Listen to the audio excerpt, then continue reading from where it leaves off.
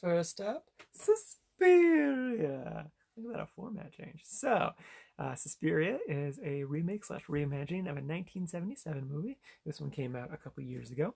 And the basic premise is there's this girl, American girl, who moves to Germany to learn dance stuff. And then shenanigans happen. And by shenanigans, I mean witches and crazy stuff.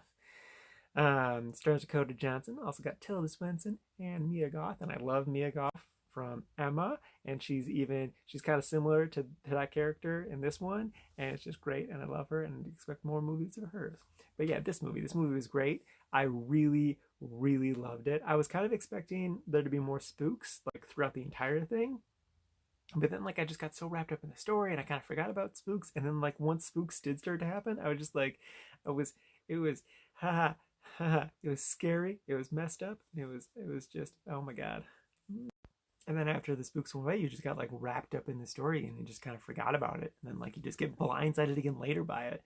But like it fits in the story and fits in with everything. And it's 2.5 hours long, so it's a long one. I was kind of like intimidated by that at first. I was like, I don't know if I really want to watch a 2.5 hour movie. But then like a few minutes into the movie, I paused it to go to the bathroom and I looked at the time and I was like, it's an hour? I've watched an hour of this movie? I'm like, this is crazy. Yeah, it was really good. I really crazy enjoyed it. It was a very visually beautiful movie and lots of interesting things happening. Lots of lots of witch stuff.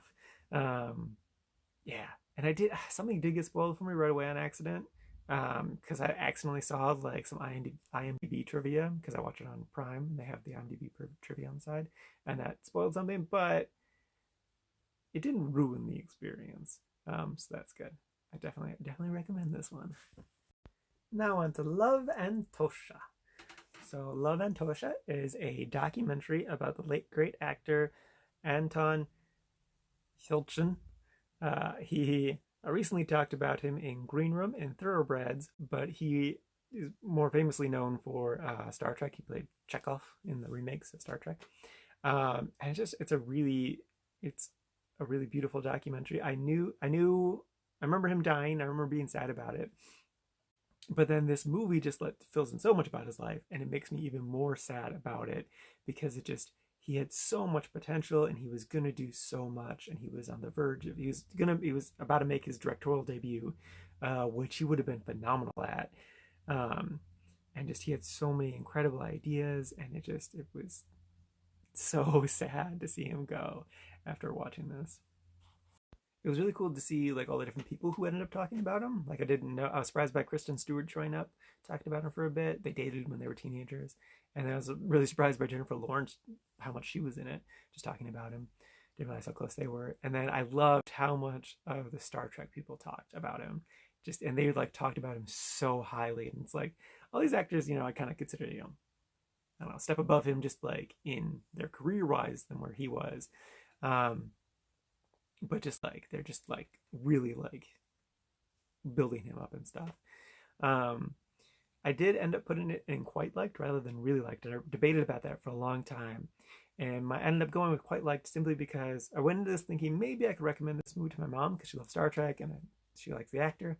But I mean, the movie was true to who he was, and he was a little pervy. I mean, he was great with ladies. He loved women. But like he did some weird stuff. He was very into like very artistic risque pictures, and they showed him, and I'm like, I can't recommend this to my mom. And it's a weird criteria to have, like, can I recommend this movie to my mom? But like, I don't know, I felt so neutral about this movie. Like I felt weird ranking it and putting it with everything else just because it's about such an important thing. But I like, I have to rank it somewhere. I have to put it somewhere. So I have to make these arbitrary things about where I'm putting it and stuff.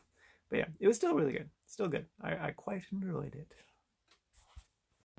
And finally, the death of Stalin. Spoilers, Stalin dies. So this is a kind of a comedic retelling of the death of Stalin and kind of what happened immediately following his death. It came out a couple years ago. I heard about it around the time it came out, but I couldn't go see it.